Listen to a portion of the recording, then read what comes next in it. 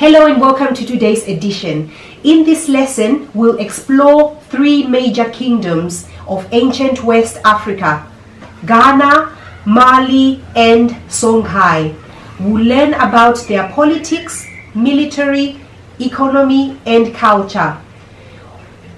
By at least 800 CE, a handful of kingdoms and empires were forming in Africa, three of which were located in West Africa, relatively close to each other.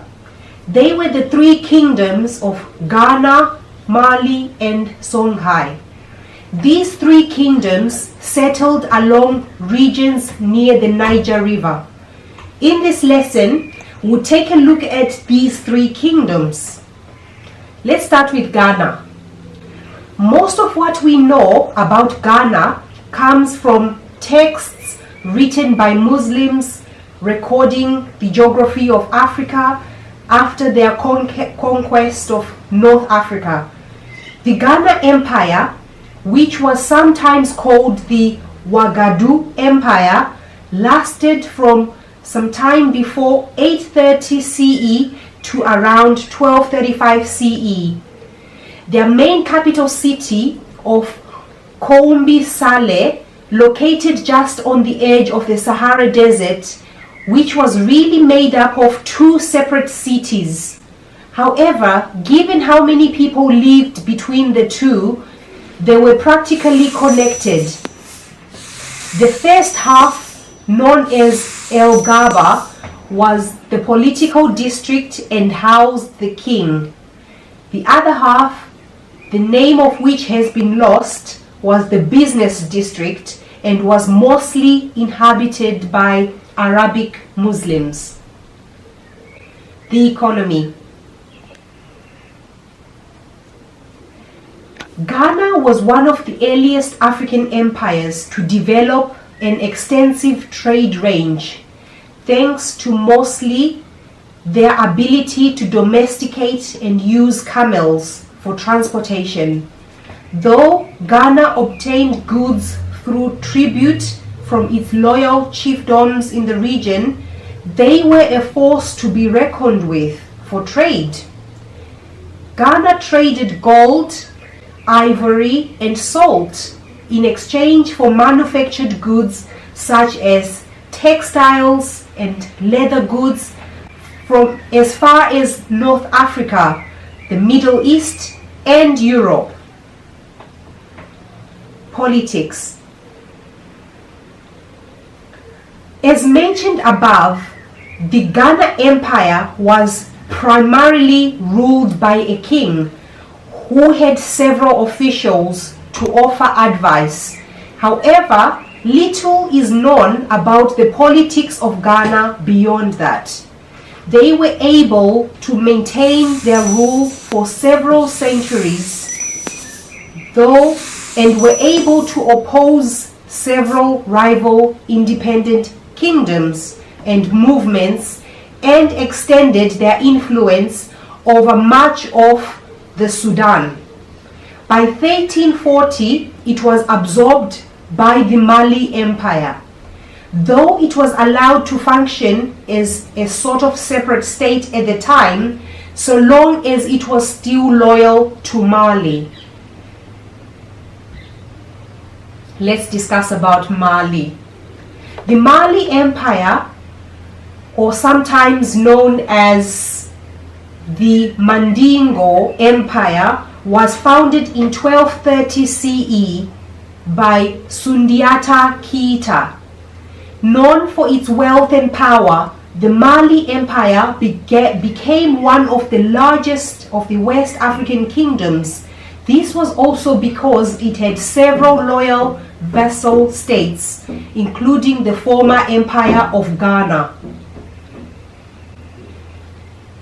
The economy. Ghana may have succeeded thanks to trade, but the Mali Empire flourished with its powerful trade routes. There were three gold mines within the empire, whereas Ghana was only a transport point for gold. One of Mali's advantages with gold trade was the fact that very few people in the empire possessed solid gold. Any solid gold brought in the empire was immediately brought into treasury and exchanged for gold dust. This method helped to prevent overinflation of the substance. Gold was not only the commodity of high value in Mali. Salt was incredibly important and used almost as a currency in and of itself. The north half of the empire had enough salt, though still considered it as valuable as gold. In the south, where there was a shortage of salt, it was even more valuable. Copper mined from the northern half of the empire was also traded, often in exchange for the gold in the south. Let's discuss the politics and military. Mali's influence and power was due largely in part to its stable government and military. Given their steady taxes and trade, the government was able to maintain a standing army to defend itself and later expand Mali's borders. Some believe that at its height, the Mali Empire had an army of 100,000, with 10,000 of those being cavalry. Unfortunately, the stability would not last. When the current leader at the time, Mohammed V, died in 1610, his three sons fought for his position. None were able to gain complete control, and the Mali Empire became three separate states. More often than not, these three states fought with each other, only coming together to fight outside invaders. However, the Mali Empire never held the same power and influence it once had. Songhai. The Songhai Empire, sometimes seen as Songhai Empire, began in the 11th century CE, though people were known to have settled in the area as early as 800 CE and lasted until 16th century. It was perhaps one of the largest Islamic empires of the time, with its capital city in Gao. Originally, it was a vassal state to the Mali Empire. Credit given to the king Sulaiman Ma for resisting the Mali and establishing the independence of the Songhai Empire in the late 11th century. The economy. Songhai may have had its own gold mines, but it was also known for trading crafted goods such as practical tools and religious artifacts. A very strong clan system existed in Songhai. The clan was one born to often determine the occupation one would have. At the top were the nobles, followed by the middle class, traders, and common metal workers and craftsmen, and at the bottom, the slaves. Politics. The Songhai rulers employed a system of government in which governors and mayors were selected to oversee the vassal states. Mostly, those near the Niger River. In other areas, local chiefs were allowed to continue ruling their people, so long as they did not oppose the Songhai state and paid their taxes. During this time, the Songhai city of Timbuktu became the educational capital of the empire.